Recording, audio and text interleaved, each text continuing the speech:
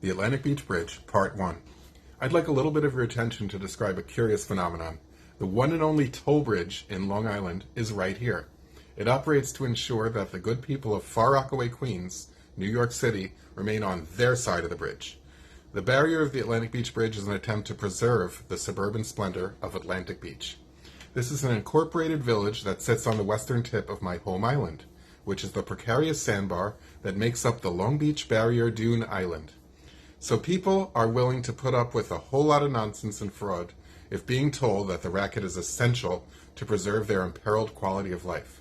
My old city of Long Beach is notorious since 1923 for bloated budgets and consistently historic levels of mismanagement.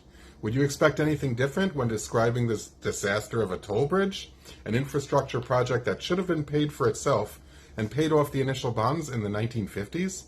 Whether it's 75 cents, $2, $4, a book, or a decal, it's money down a black hole toilet doled out to patronage. I once asked former Nassau County Executive Tom Galata why the Atlantic Beach Bridge toll bridge still exists, and he responded back with a creepy laugh. I'll never forget. Galata joked, "What are you, a reporter or something?" He gave a smile that made me think of all the envelopes stuffed with cash that man collected over the years. I'm presiding supervisor Tom Galata. Now we're making history in a different way by bringing major businesses to Hempstead. So this quasi-governmental, quasi-private Nassau County Bridge Authority has been repeatedly audited and found to have reckless accounting, shady maintenance, kickbacks, management, mismanagement, and hiring practices. Nothing gets done because there's a tacit support for the ideological basis for this toll barrier.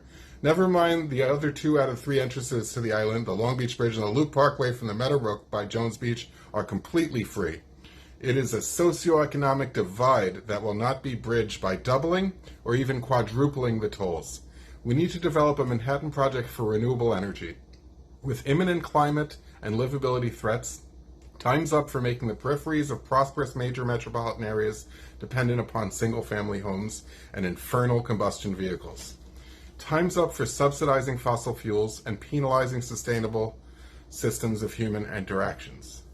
We need to reinstall and expand, using modern clean tech, the Marine Railway light rail system that existed over the blessed sands of the Long Beach Barrier Island more than a century ago.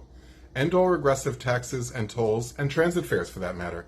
It's easily financed with taxes on certain transactions and wealth that are bona fide progressive. I know there are whole industries that prosper off of keeping the privileged, who never had it so good in this country, from paying their fair share. The Atlantic Beach Toll Bridge, like many aspects of the dying dream of suburban life in Long Beach, Long Island area, is a historical anomaly. The toll and the whole mindset of the village of Atlantic Beach is a living anachronism. The toll and those collector mugs gotta go all the way of all the other obstacles, making the Long Beach Barrier Island the true gem it could and really should be. So, my hometown was a destination location in the past, and for real, Long Beach could be noteworthy again. Let's hope that happens before it gets washed away by the next hurricane. We're attracting industry and a skilled labor pool by cutting red tape and offering a system of parks and recreation that's second to none. We're making history in Hempstead. Join us.